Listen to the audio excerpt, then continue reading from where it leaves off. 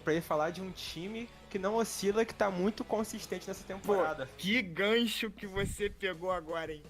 Tá um gancho, pô. Tá maluco. Tu foi muito bem agora. Qual é esse time, Vini? Fala. É o tal do Flusão de Madrid, né? Não tem jeito. É Diretor, ele. põe na tela, diretor. Bota na tela, diretor, o tricolor, as três cores que traduzem a tradição. Fluminense venceu mais uma, 2-0 fora de casa contra o Cruzeiro, um jogo difícil, mais difícil do que a gente imaginava. E eu quero saber, bom jogo. certo, o que você achou desse jogo do Fluzudo? Você que gosta de comentar sobre o Fluminense. Adoro. Eu gosto. Biscoiteiro. Hoje, inclusive, eu fiquei um bom tempo discutindo isso lá no meu trabalho, tá? Ih, mané. Um bom tempo falando sobre o Fluminense, que eu vou falar, já tá ficando repetitivo, mas eu falo em todo episódio. É o melhor time do futebol brasileiro, é o melhor time da América do Sul nesse momento. E tem totais condições de ganhar títulos grandes nessa temporada, porque como o Vini bem disse, foi uma partida talvez atípica, né, do Fluminense, não era um jogo que a gente estava esperando. Óbvio que o Cruzeiro chega muito bem também, era um dos 4 primeiros colocados no Campeonato Brasileiro, jogando em casa, mais de 50 mil pessoas no Mineirão. Jogo jogado. A gente esperava que fosse ser um jogo jogado, perfeito, os dois times atacando. E cara, eu acho que essa vitória do Fluminense foi uma vitória necessária para confirmar ainda mais o Fluminense como uma das principais forças do Campeonato Brasileiro. Porque foi um jogo muito físico, foi um jogo muito truncado e um gramado muito ruim do Mineirão, tá? Tem que fazer esse adendo, porque Verdade. os padrões dos estádios do Brasil são péssimos. O gramado do Mineirão estava muito ruim. E o Fluminense jogou com 16 minutos com um jogador a menos e 11 minutos com 2 a menos. E ainda assim conseguiu sair com a vitória. Esse cenário do Fluminense, a gente imaginava que o Cruzeiro fosse partir para cima, o Cruzeiro fosse ganhar, o Cruzeiro fosse impor o ritmo, mas não, cara. O Fluminense mostrou que nesse cenário ele sabe sofrer. E eu acho que essa é a grande chave pro sucesso do Fluminense nessa temporada, tá? O time é equilibrado. Eu acho que essa é a palavra que define o Fluminense. Equilíbrio, cara. O Fluminense tem partidas onde ele se propõe a atacar e editar o ritmo e acontece o 5-1 no River, por exemplo. Acontece o 4-1 no Flamengo, por exemplo. Mas, por outro lado, quando o Fluminense precisa sofrer, precisa às vezes segurar o resultado, jogando com 2 a menos, o que a gente vai fazer? O time sabe sofrer, o time consegue sofrer e o time consegue vencer. Isso que eu acho mais importante. Posso te fazer uma pergunta rapidinho? Claro. Até 2. Até que ponto isso... Não gosto de ficar comparando e tal, mas até que ponto isso te lembra um pouco ali o Flamengo de 2019? Lembra um pouco, não lembra? Esse saber sofrer quando necessário. Tinha jogos aí do Jorge Jesus do Flamengo que o time não jogava tão bem, mas conseguia segurar um resultado. Sim. Eu lembro bem daquele jogo contra a Chapecoense, lá fora de casa. Foi um jogo... Cara, mas eu acho... Jogo. E voltando aqui, né, o Fluminense fez um jogo... Eu lembrei desse jogo porque foi um jogo que eu achei parecido contra o Cruzeiro, um jogo fora de casa difícil pra caramba, truncado, o Fluminense é um jogador a menos, mas enfim... Você consegue associar um pouco essa imagem? Ou nada a ver? Não, eu adorei seu comentário, achei muito pertinente, porque eu acho que acho que essas são as coisas que fazem um grande time ser um grande time, entendeu? Por exemplo, eu vi uma frase que é muito boa, que existem momentos que definem se um jogador ele é um grande jogador ou se ele é um jogador lendário. Eu acho que isso é o que acontece com alguns times quando eles estão nesses momentos. A gente pode citar o Flamengo de 2019, a gente pode citar o Santos de 2010, naquela final de Copa do Brasil, por exemplo, quando o Ganso fala que não vai sair, tem que segurar o jogo contra o Santo André. E a gente fala também desse Fluminense agora. A gente pode estar olhando para um time que no futuro a gente vai falar, cara, o Fluminense sabia sofrer, o Fluminense impunha seu ritmo, o Fluminense é um time histórico. Então acho que todos os grandes times que ficaram na história do futebol, seja ele brasileiro ou mundial, tiveram esses momentos de ter que se adaptar ao adversário, mas mesmo que se adapte, não perca a essência do time, que é manter a vitória, agir dentro do plano e, independente disso, sair com os 3 pontos, que é o mais importante. Eu quero falar depois um pouco dos jogadores de uma maneira mais individual, igual eu sempre falo, mas antes eu queria ler os comentários e nesse sentido, já jogar pro Vini para ele continuar. Que é o seguinte, o que vocês acharam daquela discussão entre o Dourado e Bruno Rodrigues? O Vinícius Luiz comenta. E o Lucas Almeida, Lucão, um beijo, tricolor. Fábio entrou na mente dos jogadores no Cruzeiro no pênalti. Mais uma partida gigante dele. Vini, o que você achou da partida do Fluminense no geral? E o que você achou dessa situação do pênalti? Eu quero ouvir a sua visão e depois eu quero ouvir nosso amigo LF também. Em relação a essa situação aí do jogo, cara, o Cruzeiro tentou bater de frente com o Fluminense. Ele não jogou no modo Deus nos acuda, não foi de peito aberto. O time do Cruzeiro tem boas características e é um time organizado. Pelo Pepa, que é um técnico que chegou aí no começo do ano para assumir essa picles, né, que é o Cruzeiro, né, mas está se saindo bem até o momento. O Cruzeiro tentou bater de frente com o Flu, mas foi o que eu disse na semana passada, rapaziada. O Fluminense apresenta o melhor futebol do Brasil e da América do Sul. A questão de como se enfrenta vai de cada técnico, tá ligado? E aí é o que eu falo. O Vasco, ele jogou retraído, aproveitou os contra-ataques que o Fluminense cedeu e saiu com empate. O Cruzeiro, ele foi corajoso, boas características, organizado, tentou, arriscou, mas perdeu de 2-0 e podia até ser mais, na minha opinião. Tem aquele lance polêmico também do gol do Ganso, que foi o primeiro gol que foi anulado, que o juiz alegou que a bola tinha saído por fora, né? O arco, quando o Arias fez o cruzamento, a bola saiu por fora. Mas que para muitos torcedores do Fluminense, principalmente no Twitter, eu sempre dou aquela olhada no Twitter antes para saber a opinião dos torcedores e também dos jornalistas que comentam, né, os setoristas, tinha muita gente reclamando, falando que esse gol foi legal e que tiraram o gol do Fluminense. E, cara, não tem jeito, né? A troca de passes do Fluminense, o dinizismo, a gente vê que o dinizismo é uma realidade no segundo gol do Flu, cara. O Fluminense toca a bola, vem trazendo na calma, cadenciando o jogo, atraindo o Cruzeiro, e quando você vê, tá o Ganso, tá o Arias e tá o Guga bem enfiados ali pela ponta direita, aquela triangulação, aquela troca de passes, o Ganso genial, dá um passe no Guga, o Guga cruza e o Cano... É absurdo. E o Cano não tem jeito, cabeceia pra dentro do gol no melhor estilo dinizismo, com o Cano finalizando no melhor estilo Cano, o artilheiro do ano. E o Fluminense, por mais que o Cruzeiro tenha pressionado, o Fluminense saiu em mais um jogo com a posse de bola, não foi tão expressiva, mas foi um pouco maior, foi 52-48 a posse de bola, 52% pro Fluminense, 48% pro Cruzeiro, e mantém esse cenário de que o Fluminense, a única vez que o Fluminense não foi superior na posse de bola nessa temporada, foi no segundo jogo da final do Carioca, que o Flu macetou o Flamengo por 4-1 da mesma forma, entendeu? E tipo, não ficou abaixo do Flamengo, foi 50-50. Mas foi o único jogo que o Flu não foi superior na posse de bola. E com um campo ruim, como o Arthur bem mencionou, não tem muito o que fazer. Mas não, eu acho impressionante, Vini, desculpa até te cortar, mas falando sobre o campo ainda, é que, cara, você jogar num campo ruim é uma coisa, mas tem alguns gramados aqui do futebol brasileiro que parece que você tá jogando num pasto, cara.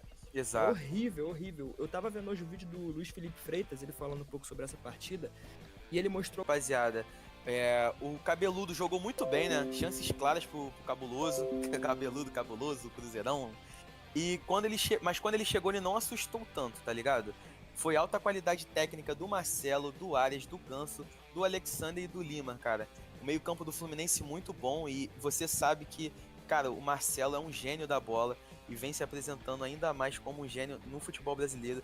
Destoa dos laterais esquerdos que a gente tem, não tem jeito. E a polêmica do jogo fica com a arbitragem, tá ligado? Não sei se vocês concordam, mas ficou com a arbitragem pelo pênalti que deu. Na minha opinião, não foi pênalti. O Manuel pulou, mas já pulou com o braço meio esticado. Não teve toda aquela alavanca que o Bruno Rodrigues simulou na minha concepção. Sim. Entendeu? E se alguém tivesse que sair com uma punição ali, seria o Bruno Rodrigues por simulação. Não sei se vocês concordam. Entendeu? Concordo. Mas o que mais me impressionou, cara, nesse lance, teve a polêmica, né, da arbitragem, mas o que me impressionou mesmo foi a afobação dos jogadores do Fluminense, principalmente o André, com as reclamações assintosas contra a arbitragem. Porque, tipo assim, rapaziada, a gente não tá falando de uma final que tá empatada nos acréscimos do segundo tempo e que o pênalti marcado pode sacramentar a perda de um título pro Fluminense. A gente tá falando de um jogo que o Fluminense estava vencendo por 2-0, tranquilidade, e eu não entendi o porquê daquele rebuliço. Eu acho que faltou cabeça pro Fluminense naquele momento, entendeu? Principalmente pro André, que nem com o amarelo tava, nem a falta fez e foi expulso por reclamação, tá ligado? Na minha opinião, foi um erro bizarro da arbitragem, porque, como eu disse, o Manuel não faz uma alavanca com a força que pareceu. Na verdade, ele já sobe já com o braço meio esticado, e é isso, rapaziada. Óbvio que o lance foi rápido, dá pra entender do juiz ter apitado o pênalti, e pra mim o erro fica pelo árbitro que apitou o pênalti, mas dá pra entender mais ou menos, porque tem o VAR, só que acabou que o VAR também não chamou. Então, na minha concepção, foi uma vergonha a arbitragem no jogo de ontem. Graças a Deus que o Fluminense não foi prejudicado por esse erro da arbitragem. E, rapaziada, o André tá me devendo R$600. Porque eu apostei nesse jogo ontem. Na verdade, eu fiz uma múltipla, né? Sobre os jogos do Brasileirão, que não ia sair cartão vermelho, principalmente por uma polêmica que tá rolando, que daqui a pouco a gente vai mencionar, né, com mais destaques. Fica aí pra você ficar ligado com a gente, que daqui a pouco a gente fala dessa polêmica aí dos jogos manipulados. Mas é basicamente isso, e o André tá me devendo R$600. E você, Elef, o que você achou do jogo do Flusão ontem? Cara, então, foi um dos melhores jogos que eu assisti aí nesse começo do Campeonato Brasileiro. Foi um bom jogo pra se assistir. Não foi assim, aquele jogo muito bom tecnicamente, que você fala, caramba. Mas foi um jogo animado, cara. Um jogo bacana de assistir, com duas equipes buscando o resultado. Nenhuma equipe ficou se fechando, aquele ponto de retrancado, nem nada. Foi dois times jogando um contra o outro, mano a mano, entendeu? Na minha visão foi assim essa partida. E que o Fluminense conseguiu vencer porque o time do Fluminense é melhor. O Cruzeiro é um time que tá ressurgindo agora, depois de anos na Série B, tá se reformando, mas o Fluminense é um time já pronto. É um time que esse ano veio pra brigar, entendeu? A gente fala isso aqui toda semana, que é o melhor time do futebol brasileiro, e a gente repete isso toda hora porque é verdade. E o Fluminense consegue aproveitar melhor as suas chances. Aquele primeiro gol ali do Ganso, um bate-rebate que, pensei, acho que hoje a sorte tá com o Cruzeiro, né? Porque a bola não entrou, mas sobrou pro Ganso, ele encheu o pé ali e abriu o placar. E no segundo tempo, um golaço do Germancano. Um golaço, uma jogada trabalhada, que é a cara do Fernando Diniz, e sai o segundo gol do Fluminense. E falando sobre o lance polêmico aí, já que vocês já deram bastante análise sobre o jogo, não vou adicionar muita coisa. Vou falar sobre a polêmica da partida, que foi o lance do pênalti. Eu não achei pênalti, concordo com o Vinícius. Tivemos dois lances que eu me lembro aqui de cabeça, tá? Parecido na Champions League essa semana, que o árbitro não deu pênalti. Eu até comentei isso no WhatsApp com o Vinícius. Você lembra, Vini? Verdade. Falei, no Brasil eles dariam esse pênalti. Aconteceu um lance igualzinho e deram o pênalti aqui no Brasil. Foi muito parecido mesmo, cara. E você falou, no Brasil não seria. Eu falei, é verdade. No Brasil seria pênalti, mas a gente não tá falando do Brasil, a gente tá falando do maior campeonato. Isso, exatamente. O maior campeonato de clubes do mundo, né? Que é a Champions League. Posso e aqui rapidinho, só pra aproveitar o gancho de Liga dos Campeões, que a gente vai falar mais tarde também. Teve o pênalti no Milan e Inter. O juiz dá o pênalti, o VAR revisa o lance muito rápido, manda o juiz voltar e o juiz anula o pênalti, mas assim, em menos de 2 minutos. Rapidinho, né? Aqui no Brasil demora muito. E aí, teve um lance ali no pênalti, que foi a reclamação assintosa do André. Eu falo bastante isso, algumas pessoas até discordam de mim. Já entrei em discussões sobre isso com certas pessoas, que provavelmente até estão vendo a live aí, eu não sei, hoje. Mas eu senti um clima que o André é um cara agora, muito bom, talvez o melhor volante aí atualmente aqui no futebol brasileiro, em atuação aqui no nosso país, mas é um cara muito inexperiente ainda, tem muito pra evoluir. Isso que ele fez ontem foi completamente falta de experiência, pô. O Fluminense ganhando jogos 2-0, como o Vinícius falou, precisava fazer essa birra toda, foi expulso. E se o Cruzeiro faz o gol ali no pênalti? Ia ficar o Fluminense com um a menos, o Cruzeiro indo pra cima, poderia ter empatado o jogo. O Fluminense ia estar em desvantagem, entendeu?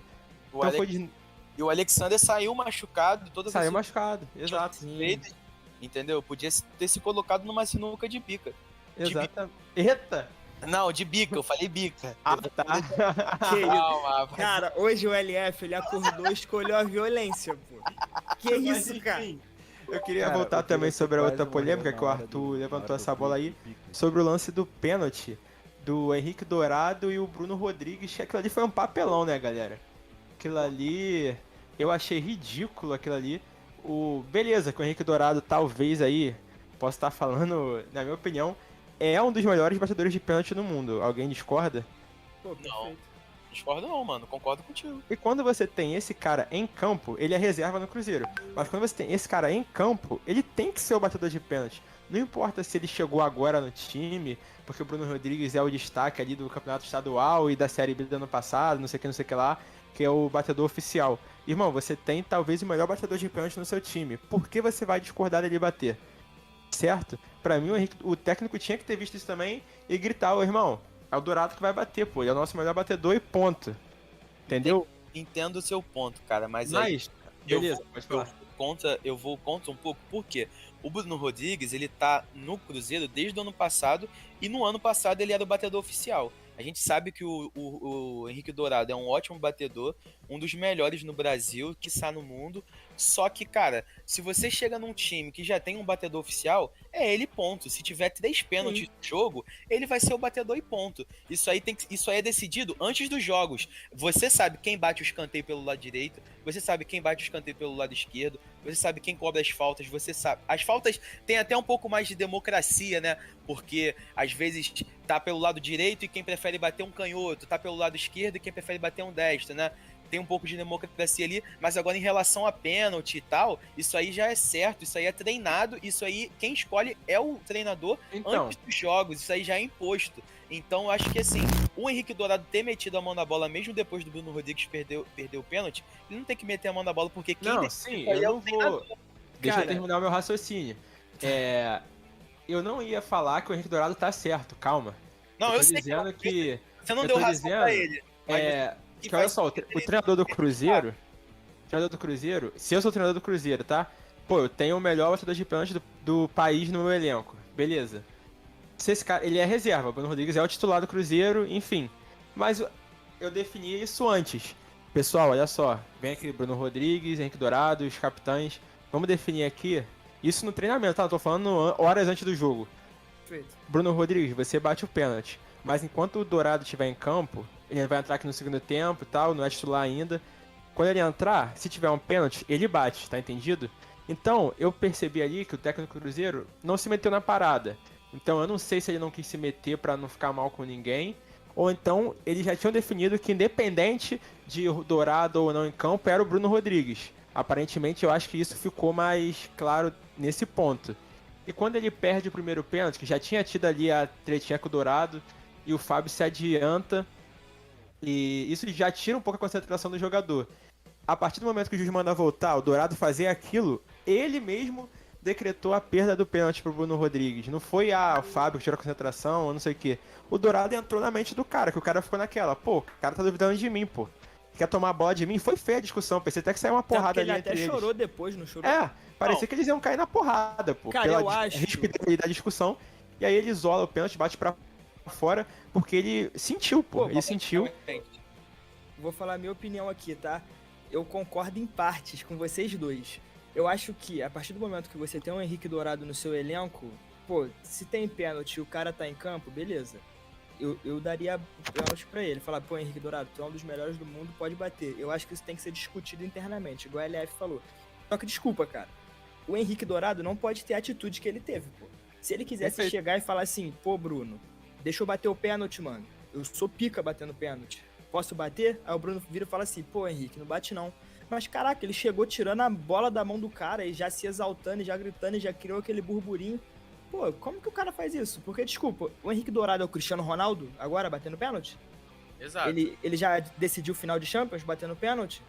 Pô, tá de brincadeira, ele bate pênalti bem, mas e aí, mano? Como que ele chega assim, tira a bola da mão do cara e começa a gritar, desestabiliza o amigo?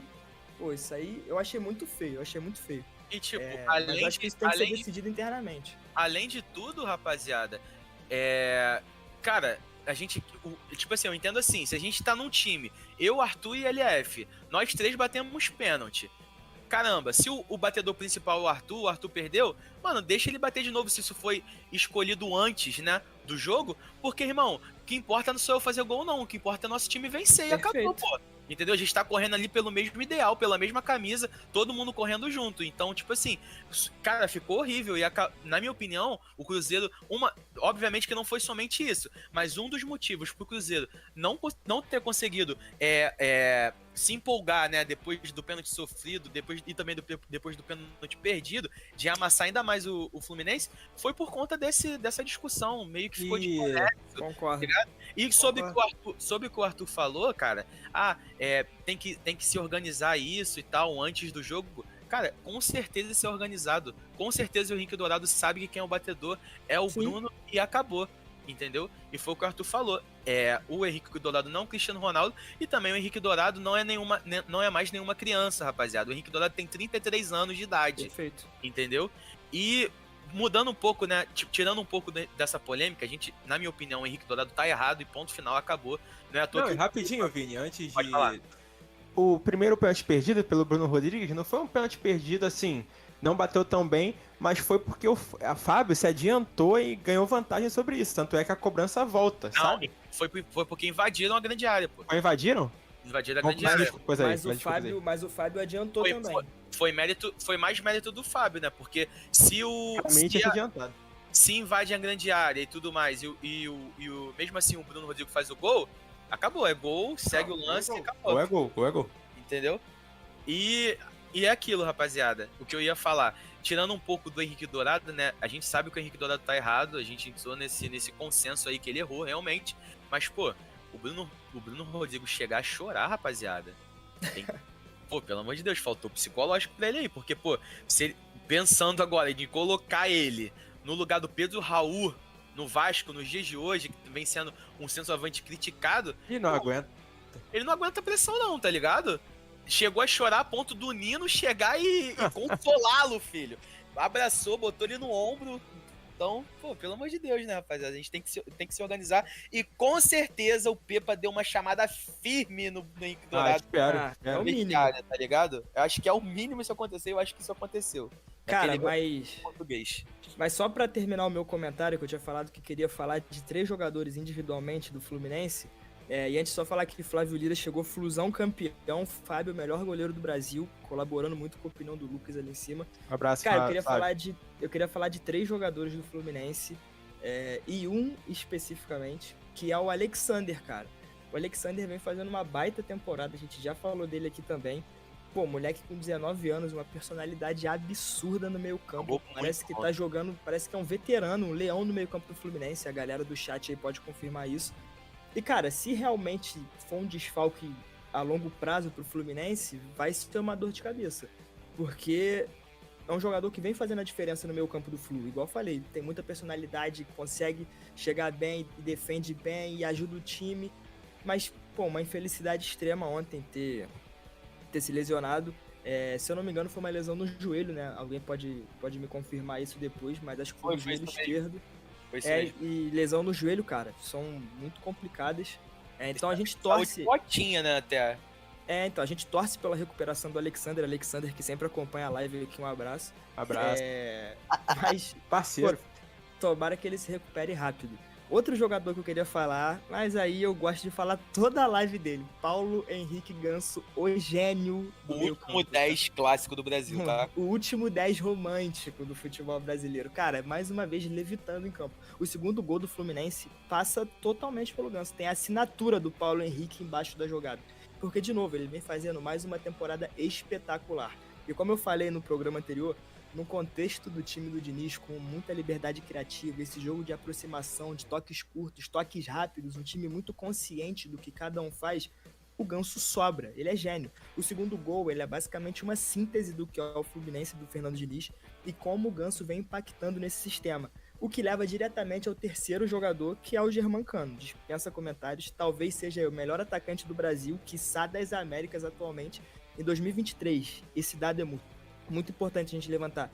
Ele tem 24 gols em 23 jogos, uma média de mais de 1 gol por jogo, com mais de 30 anos. Então a gente percebe como o sistema do Fluminense está funcionando, como o entorno está muito redondinho e como cada jogador consegue impactar. Porque aqui eu falei de um Ganso que tem mais de 30, um Cano que tem mais de 30 e um Alexander que tem 19. Então as gerações vêm conversando muito para fazer o sistema do Fluminense funcionar. Imagina se o Germancano fosse descoberto antes aqui pelo futebol brasileiro, né? Eu acho que ele nem estaria aqui no futebol brasileiro, sendo bem sincero. Verdade, concordo. Mas enfim. É isso. Vini, Fluminense- puxa a próxima, Vini. O Fluminense pega o Cuiabá em casa no Maracanã, também no sábado, igual o Flamengo, só que às 6h30 da noite.